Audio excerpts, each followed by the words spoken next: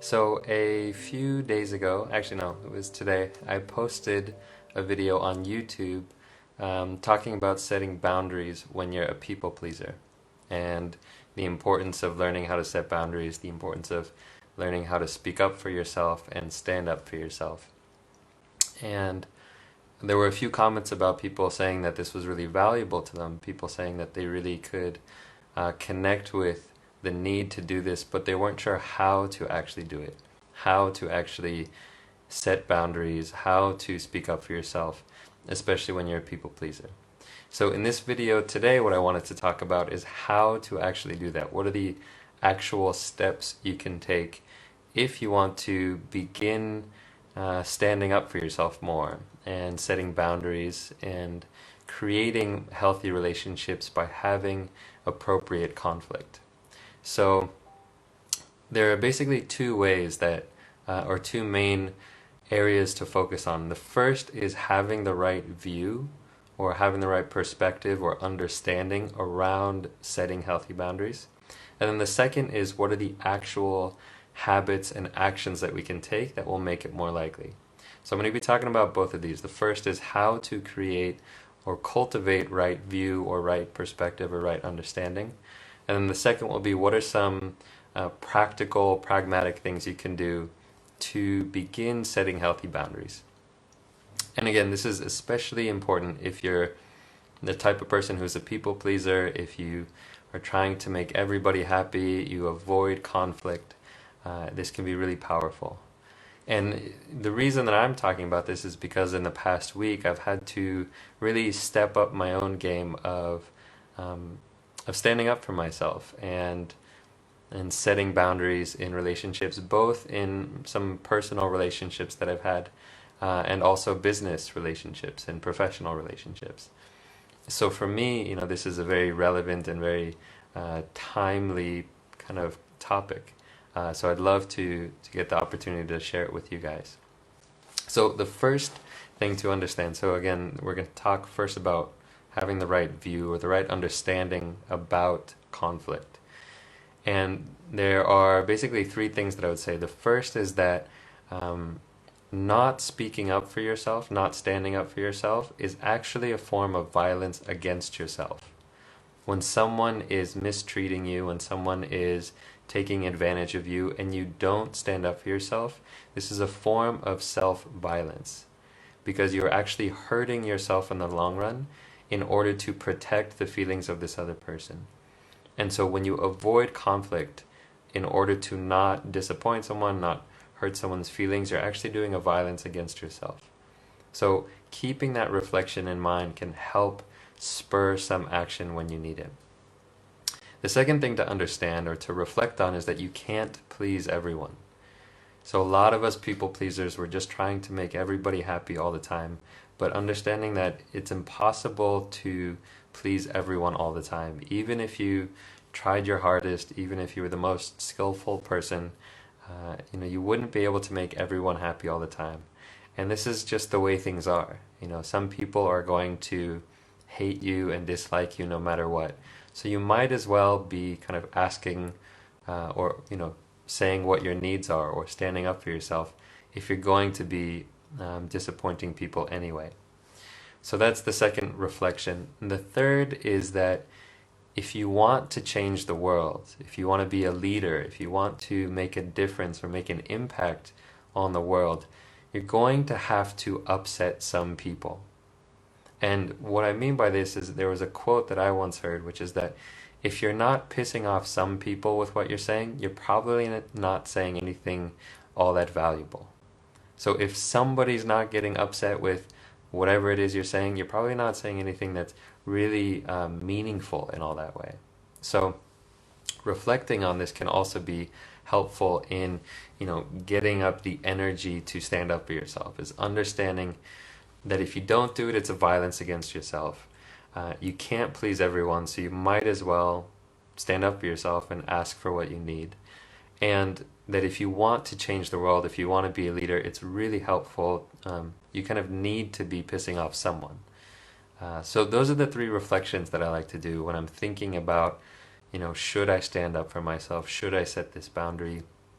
should I call out some behavior that I think is maybe abusive to me or disrespectful or something like that.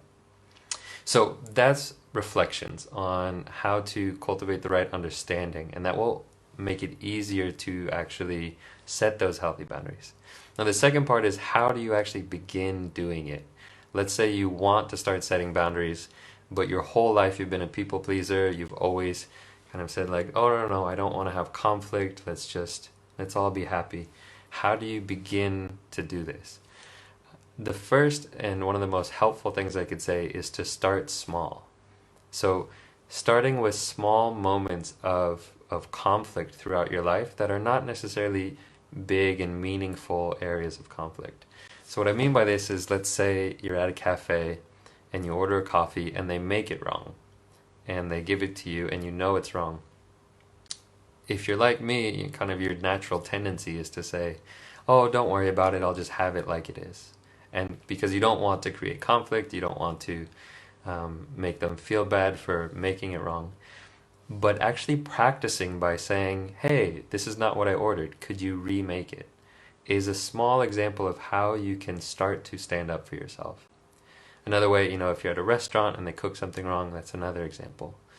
Or let's say there's someone, like a stranger that's around you who's doing something inappropriate. Let's say you're in the movie theater and the person right behind you, or there's a group of kids right behind you and they're just talking throughout the whole movie.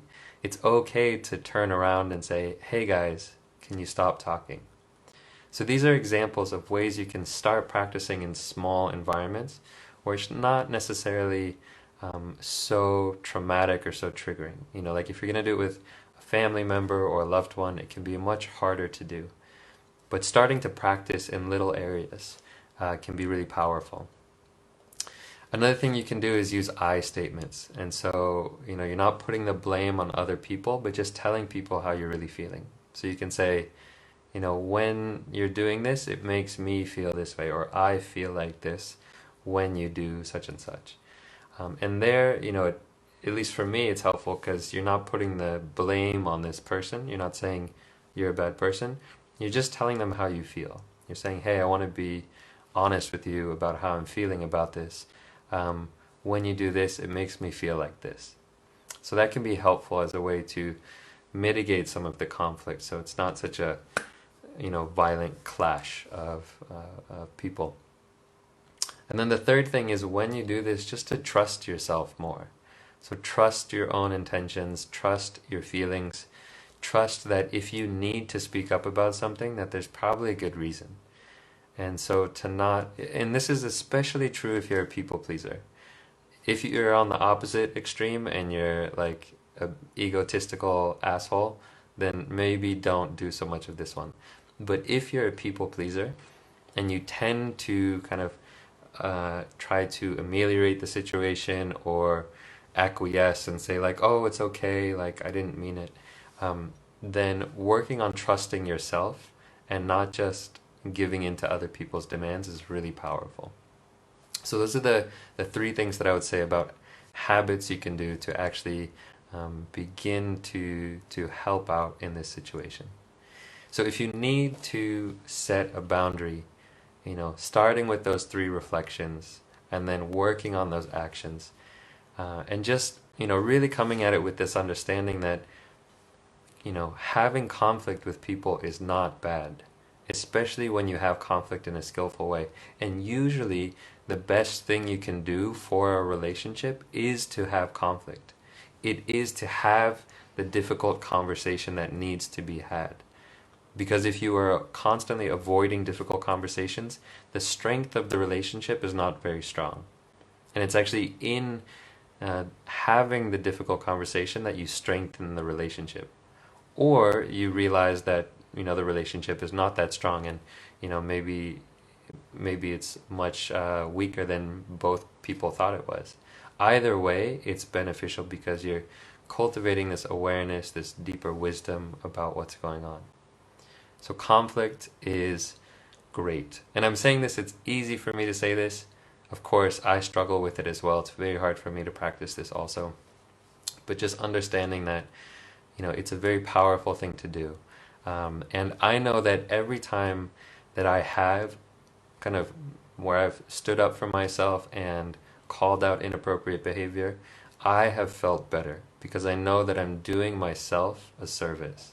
I know that I'm, you know, stopping the self-inflicted violence of putting myself last and putting other people first all the time. Now, there's a whole, like you could say, there's all these caveats around, of course, putting other people first is good and letting go of your ego and helping people and compassion, those are all true. But understanding you can only help other people if you are taking care of yourself first. So you can't fill other people's, cups if your cup is empty. If you want to fill other people's cups, you got to have a full cup to begin with. So setting boundaries, having conflict, having difficult conversations, really important for relationships, really important just for your own mental health. Someone said, Paula says, I need to practice standing up for myself and speaking up. Yeah, you'll feel better when you do. If you really say, hey, this is how I'm feeling and I need to stand strong in this.